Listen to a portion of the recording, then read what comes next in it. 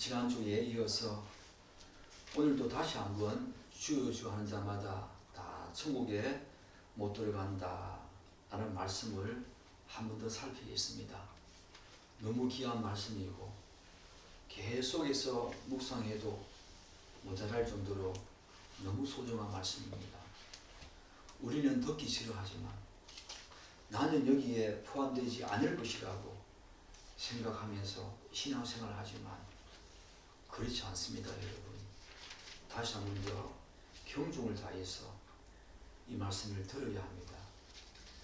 지난주에 주의 이름으로 선지자 노릇하고 귀신을 쫓아내고 권능을 행한 자들, 그들이 왜 천국에 못 들어갔는지 우리가 살폈습니다. 이들은 예수님 앞에서 자신들의 행위를 매우 떳떳하고 자랑스럽게 고백했습니다. 그 이유는 이들이 누구보다도 자기 일에 충실했기 때문입니다.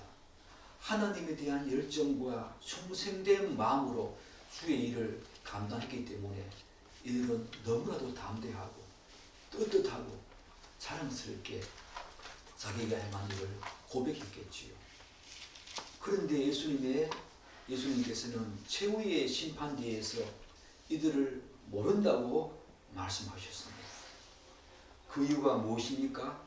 그것은 이들이 그 자신의 열심과 능력 행함을 구원의 증거로 삼고 결국 스스로를 속는, 스스로가 스스로를 속이는 자기 기만에 빠졌기 때문입니다. 언제까지요? 최후의 심판대 앞에 설 때까지 우리가 그럴 수 있다는 것입니다. 우리가 이 땅을 살아가면서 날마다 주님 앞에 회개 기도하지만, 그리고 오늘도 우리가 회개 기도하지 않았습니까? 그럼에도 불구하고 우리가 말씀 앞에 다시 서지 않으면 그 회개 기도조차 자기 기만 속에 빠져서 이 정도 하면 되겠지, 이 정도 하면 되겠지라고 하는 자기 기만 속에 빠져서 최후의 심판대 앞에 설 때까지 자기 자신을 제대로 파악하지 못한 채 자기의 삶과 신앙이 과연 하나님이 기뻐하시는 삶과 신앙인지 제대로 파악하지 못한 채 최후의 심판대 앞에 설 수 있다는 것입니다. 이들이 어떻게 불렀습니까? 저는 아침에 다시 이 말씀을 묵상하면서 놀라운 사실 하나를 발견하게 되었습니다. 이들이 하나님이라고 부르지 않았습니다. 주여 주여라고 불렀습니다. 이 말이 무슨 말입니까? 나의 주인이시여, My Lord, My Lord, 나의 주님이시여, 나의 주인이시여. 결국 이들이 최후의 심판대 앞에 서지 못한 이유는 최후의 심판대에서 하나님의 그 저주와 형벌과 심판과 재앙과 하와 분노를 면하지 못한 이유는 주님이라고 고백했지만 이들의 행함은 자기 자신이 주인 되어서 행했을 가능성이 많다. 우리가 그렇게 이 문제를 진단할 수 있겠지요. 이들은 주님 앞에 셰비어라고 고백하지 않았습니다. 주여 주여 나의 주인이시여. 그러나 예수님께서는 그들의 행함이 하나님을 주인 삼아 행한 그런 삶이 아니라 그들의 모든 행함이 권능과 선지자와 병 고치는 그것을 포함해서 이들의 모든 신앙과 삶이 자기가 주인 되어서 살았던 삶이었을 가능성이 많다. 그래서 이들의 행함을 예수님께서는 불법을 행하는 자들, 행하긴 행했지만 주님이 주인 아니라 자신들이 주인 되기 때문에 예수님께서는 불법을 행하는 자들, 이렇게 규정하신 것입니다. 그리고 이들이 굉장히 본질적인 사실 하나를 놓치고 있었지요. 예수님께서 말씀하신 하나님의 뜻대로 행한다는 이 말을 단순히 주의 이름으로 능력과 기적을 행하는 것이라고 착각한 것입니다.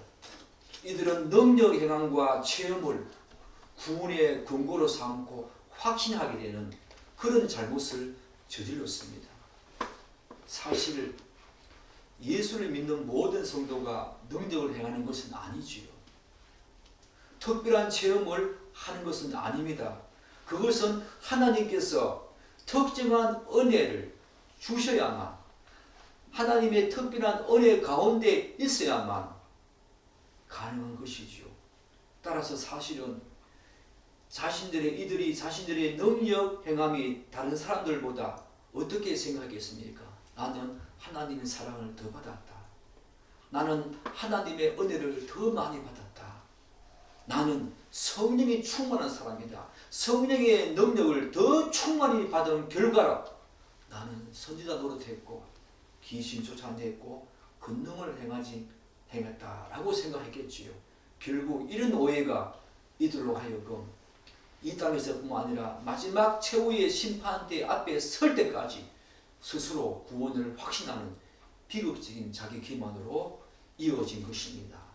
사랑하는 여러분, 우리의 신앙도 이러하다는 사실을 여러분 반드시 기억해야 합니다.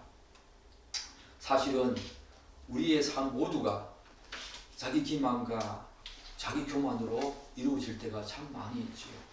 오늘 아침에 제가 회개 기도하면서 나처럼 내 교만과 내 기만이 하늘 꼭대기까지 치솟은 사람이 있을까 많이 회개했습니다.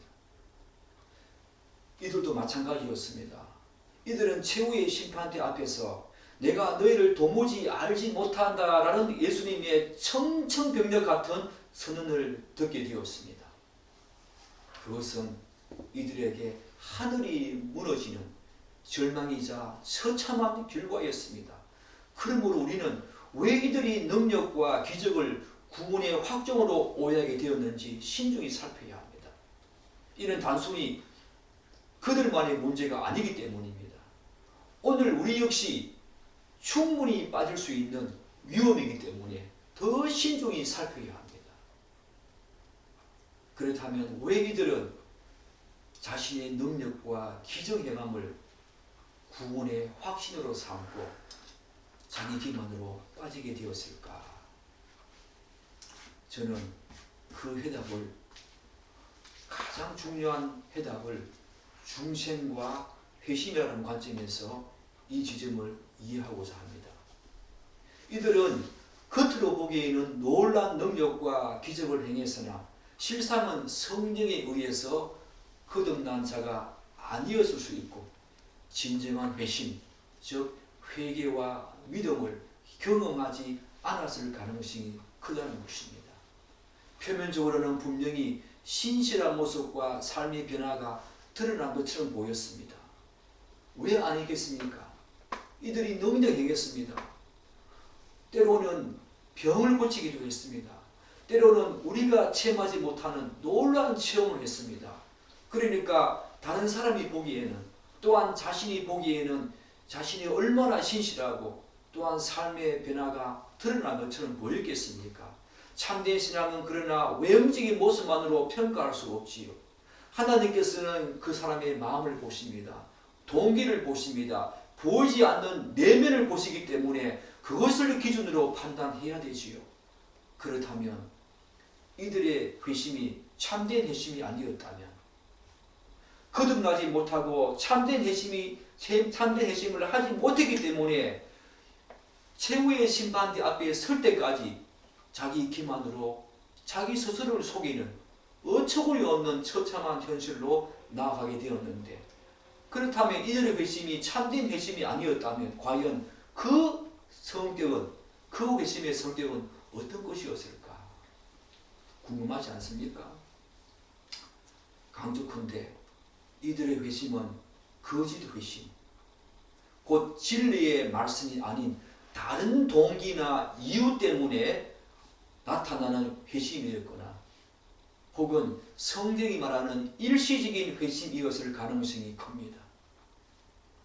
일시적인 회심은 언뜻 보기에 참된 회심과 유사해 보일 수 있지만 본질적으로 참 성도가 아닙니다. 우리가 잘 아는 히브리서 기자는 이에 대해서 이렇게 말하지 않습니까?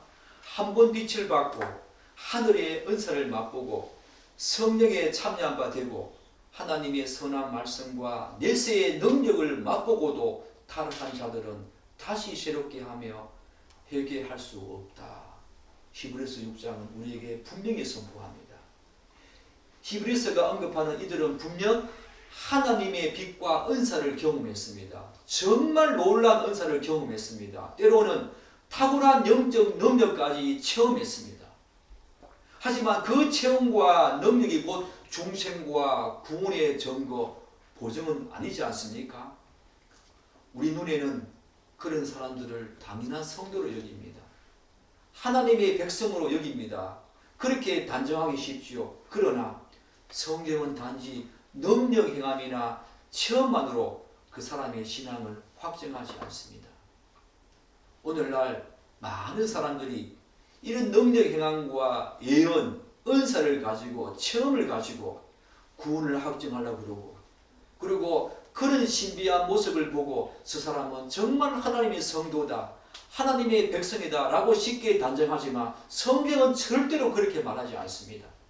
실제로 종생하지 않고 참되게 회심하지 않은 사람은 비록 놀라운 능력과 또한 기적을 행할지라도 끝내는 배교하고 무너질 수 있습니다. 그러나 참 성도는 어떤 환난과 시험이 와도 끝까지 성령 하나님의 인도하심과 보호하심과 돌보심, 그것을 믿으며 끝까지 견뎌 영화의 구원에 이르게 되지요.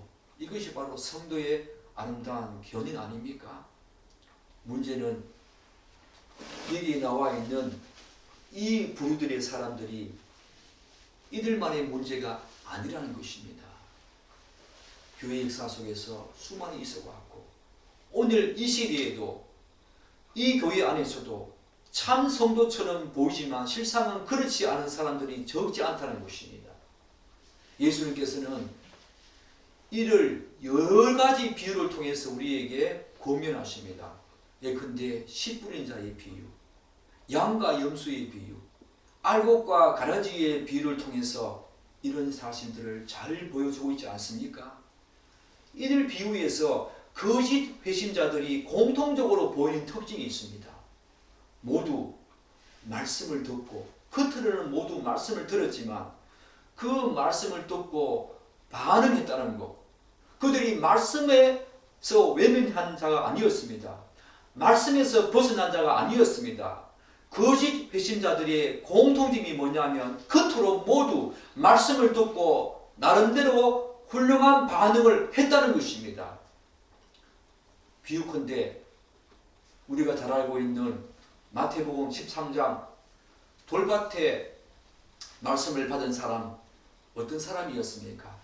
말씀을 받고 너무 기뻐했습니다. 그러나 말씀을 통한 환난이나 박해가 왔을 때 그들은 쉽게 넘어졌습니다. 그리고 가시떨기에 말씀을 받은 사람 어떻습니까? 그들도 말씀을 받았습니다. 그럼에도 불구하고 세상의 염려와 재리의 유혹에 빠져서 결국 열매 맺지 못하는 삶으로 나아갔다. 그렇게 예수님께서 말씀하시지 않습니까? 그러나 처음에는 이들도 말씀을 기쁨으로 받았습니다. 때로는 신앙적인 삶의 모습을 보이기도 했습니다. 때로는 말씀을 받고 기뻐했을 뿐만 아니라 오늘 여기에 나오는 선지자 노릇한 사람, 귀신을 쫓아낸 사람, 주의 이름으로 많은 권능을 행한 사람처럼 그렇게 행했을 수도 있었다는 것입니다. 그러나 결정적으로 열매, 곧 어려운 삶과 성화의 결과가 그들에게는 나타나지 않았습니다. 반면에 참된 성도는 어떤 모습입니까? 예수님은 말씀하십니다. 좋은 땅에 뿌려졌다는 것은 말씀을 듣고 동일하게 말씀을 말합니다. 그런데 말씀을 듣고 깨닫는 자니 결실하여 어떤 것은 100배, 30배, 60배 결실을 맺는다. 그렇게 말하지 않습니까? 여기서 중요한 차이는 깨달음입니다. 마태복음 13장 좋은 밭에 뿌린 자는 동일하게 말씀을 받았는데 앞에 세 가지 경우는 깨달았다라고 하는 말씀이 없습니다. 깨달음입니다. 단순히 말씀을 듣는 것에 멈추지 않고 성령의 조명하심으로 말씀의 진리를 깨닫는 것입니다. 성령께서 눈을 열어주셔야만 말씀을 깨달을 수 있지요. 그들은 말씀을 듣고 자신의 지식과 이성으로 그 말씀을 판단했겠지요. 그러니까 세상에서 들어보지 못한 기쁜 말씀이었습니다. 정말 진리처럼 들렸습니다. 그러나 그것은 성령의 조명하심으로 인한 깨달음이 아니었고 자기 스스로 자기의 지식과 경험과 자기의 능력으로 그 말씀을 해석하면서 너무 기뻐했지요. 지금까지 들어보지 못한 말씀이기 때문입니다. 사랑하는 여러분, 이 사실은 우리에게 분명한 교훈을 주지 않습니까? 성경은 단순히 추상적인 개념이라 이론적 지식이 아닙니다. 하나님의 살아있는 말씀입니다. 그러므로 참된 거듭남과 성령의 조명 없이는 결코 하나님을 인격적으로 알 수 없습니다.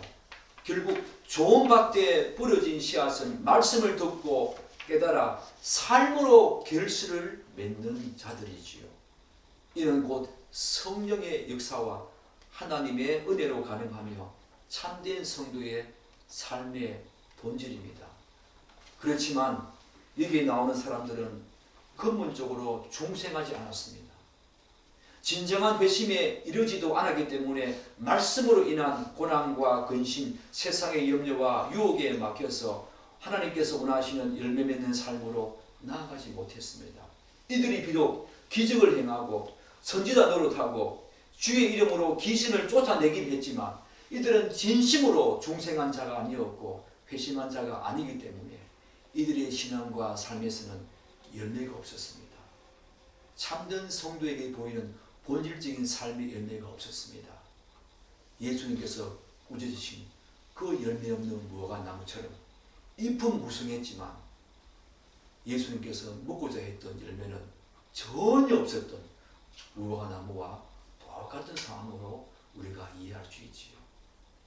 사랑하는 여러분, 참된 믿음은 그렇지 않지요. 제가 늘 강조하지 않습니까? 참된 믿음은 의지적인 요소, 그리고 정서적인 요소, 그 다음에 제일 먼저 지적인 요소, 이 세 가지가 합쳐져야만, 이 세 박자가 골고루 겸비되어야만 그게 참된 믿음으로 나아가지 않습니까? 즉 하나님과 진리에 대한 올바른 지적 동의가 우리에게 반드시 있어야 참 믿음으로 나아가는 첫 출발점의 스타트를 긋는 것입니다. 둘째, 그 진리를 향한 정서적인 사랑과 갈망이 뒤따라야 합니다.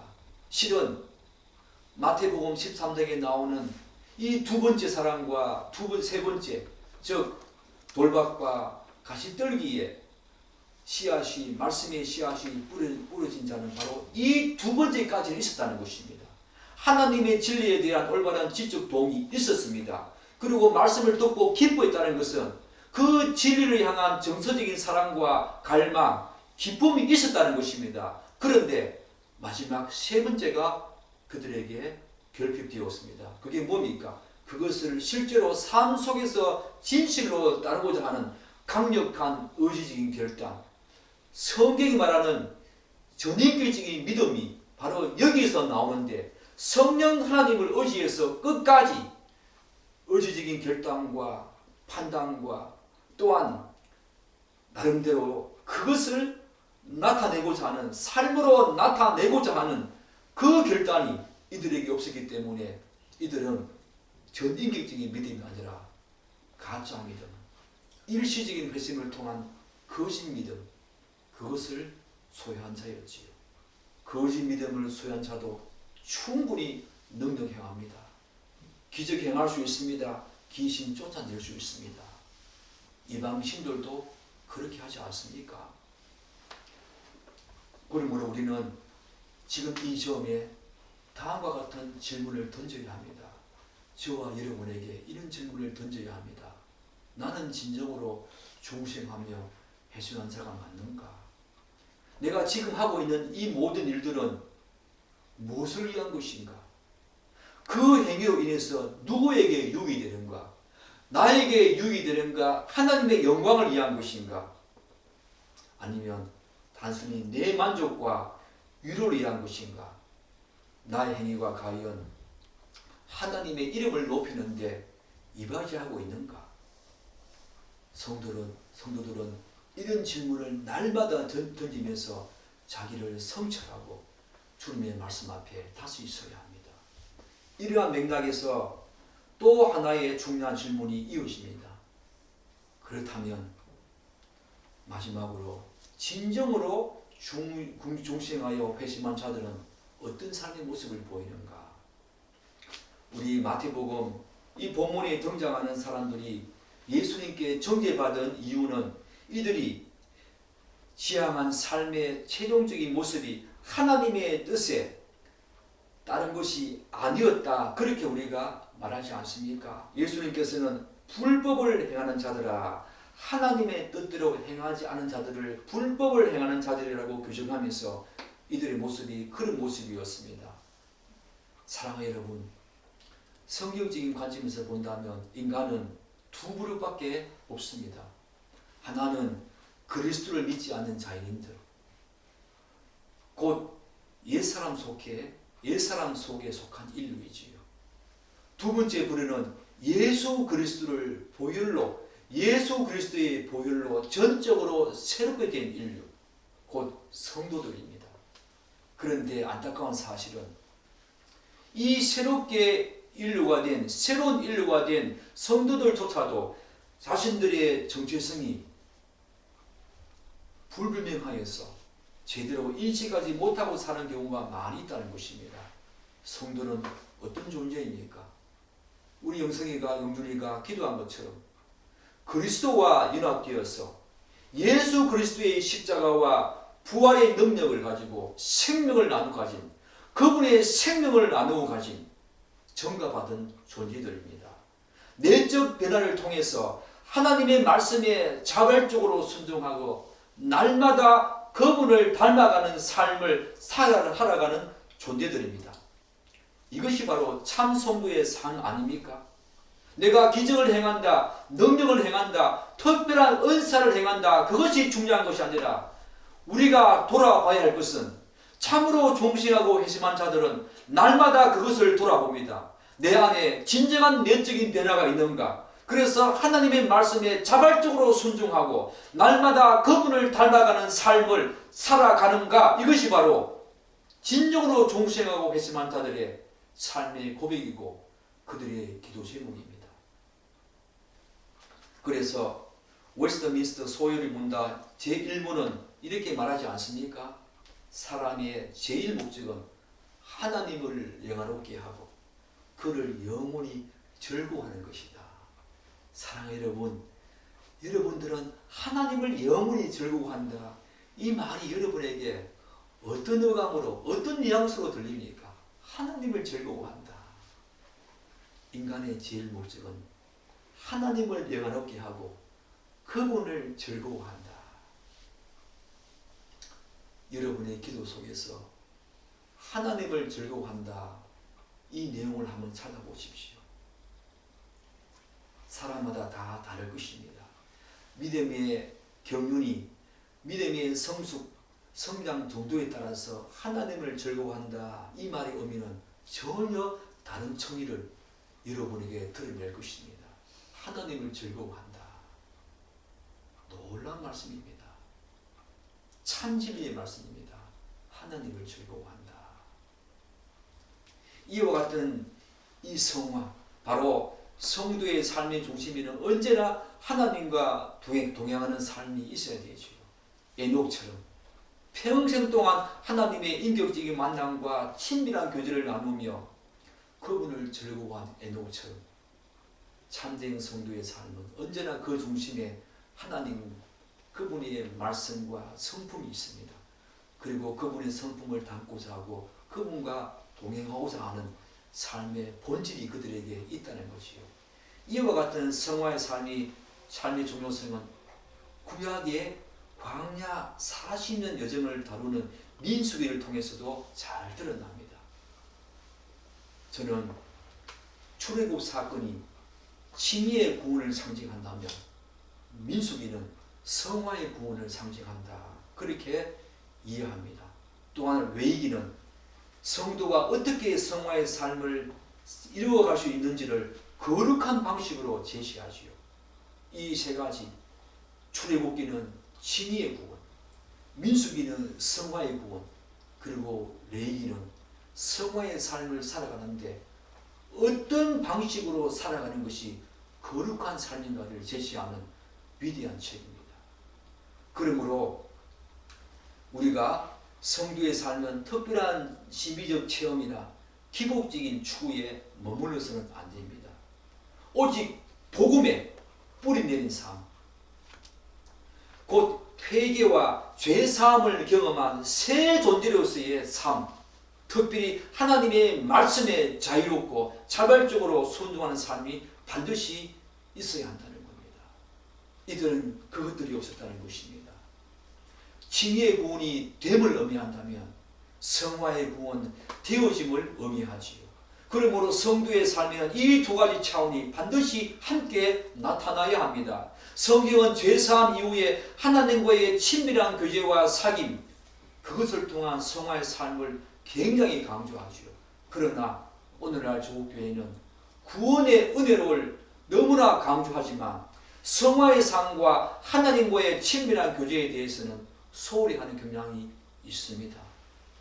수많은 사람들의 설교를 들어보면 때로는 하나님의 그 은혜에 대한 감격, 놀라운 설교를 들을 수 있지요. 그러나 많은 사람들의 설교를 들어보면 우리 조국교회에 많이 결핍되어진 부분이 성화의 삶입니다. 거룩한 삶입니다. 물론 삶을 이야기하지만 그 삶은 도덕적이고 윤리적인 삶 정도, 예수를 믿지 않는 사람들보다 조금 나은 정도의 삶을 이야기할 뿐, 성경이 말하는 참된 성도의 삶, 성화의 삶은 많이 결핍되어 있다는 메시지, 저는 그것을 많이 느낍니다. 과연 예수님의 성품을 닮아가는 삶, 그분은 낮아지셨습니다. 그분은 멸시를 받았습니다. 그분은 욕을 당했습니다. 그분은 죽음을 당했고, 그분은 말구유에 천하게 천한 그 말구유에서 태어났습니다. 그러나 여러분과 우리의 삶은 어떻습니까? 예수를 수단 삼아서, 예수를 도구로 삼아서 더 높아지려고 하지 않았습니까?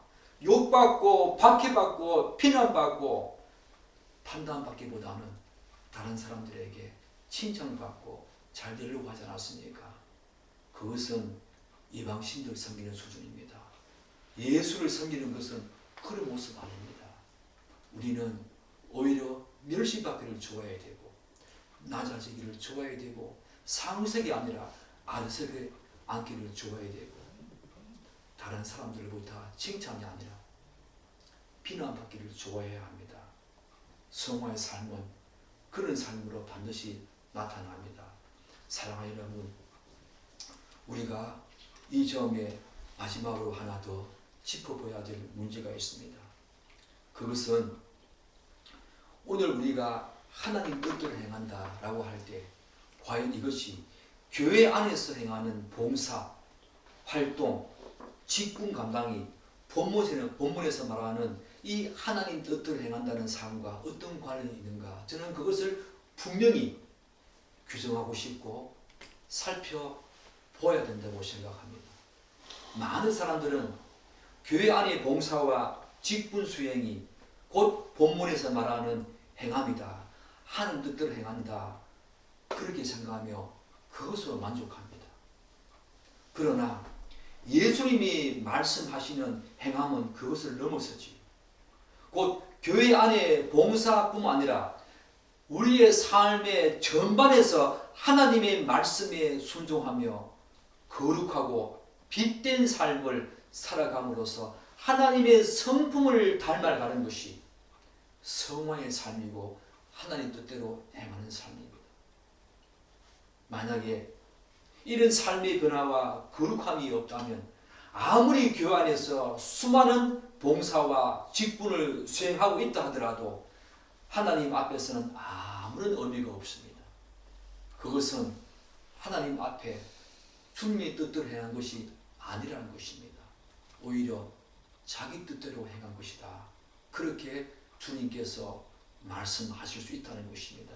특히 어떤 이들은 목회자의 말에 맹목적으로 순종하는 것을 신앙의 척도로 삼기도 합니다. 헌금과 봉사, 직분 수행을 잘하는 것을 훌륭한 성도의 표지로 여깁니다. 그러나 그것이 하나님과 무관하다면, 즉 하나님이 나의 주인 된 삶이 아니라 여기 나오는 것처럼 주여 주여 불렀지만 자기가 자기의 삶의 주인이 되어서 교회 봉사를 하고 직분을 수행하고 헌상을 하고 희생하고 섬겼다면 하나님께서는 그런 사실들을 전혀 인정하지 않으실 수 있다는 거 여러분 기억해야 합니다. 본문의 말씀처럼 사랑 여러분, 여러분들은 모든 일을 행할 때 주여 주여 하면서도 여러분이 주인 되어서 행하지 않았습니까? 이들은 기적을 행하면서도 능력을 행하면서도 귀신을 쫓아내면서도 주님의 이름으로 그렇게 했지만 자신이 주인 되어서 그렇게 했을 가능성이 많이 있습니다. 그래서 그렇게 행한 자신이 높아지기를 바라고 다른 사람으로부터 영광 받을 때에 자신이 우쭐했고 교만했습니다. 하나님의 영광은 하나님께 영광 돌리는 것이 아니라 모든 자신 행함을 하나님을 목적으로 두고 한 것이 아니라 하나님을 이용해서 하나님을 수단 삼으라서 도구 삼아서 자신의 영광을 구하고 자신의 유익과 이익을 취한 자들, 그리고 모든 일을 행할 때마다 하나님 뜻대로 행한 것이 아니라 자신이 주인이 되어서 행하실 가능성이 많이 있다는 것입니다. 사랑하는 여러분, 우리의 모습 아닙니까? 여러분과 저의 모습 아닙니까? 저의 모습입니다. 기도하면서도 하나님 뜻대로 하시라. 주님이 나의 주인이시다라고 고백했지만 지금까지 돌아보건대 제 많은 사람들은 제 뜻대로 행한 것이다 라고 결론 지을 수밖에 없습니다. 여러분은 어떻습니까? 정말 여러분의 주인이 주님 맞습니까? 정말 주님의 뜻대로 여러분이 봉사하고 주님을 더 알아가고자 했고 그분의 성품을 담고자 지금까지 고군분투하며 죄와 싸웠습니까? 우리는 돌아와야 합니다. 주님 뜻대로 행하는 삶, 그것이 다른 사람이 알아주지 않는다 하더라도 하나님만이 알아주신다면 그것이 하나님의 뜻대로 행한 것입니다. 2026년도 우리 은혜영신 가족들과 조국교회 모든 성도들이 바로 이 사실을 분명히 알고 하나님 뜻대로 행하면서 거룩한 성화의 삶 살아내기를 간절히 기도하고 또한 기대합니다. 아멘. 기도하겠습니다.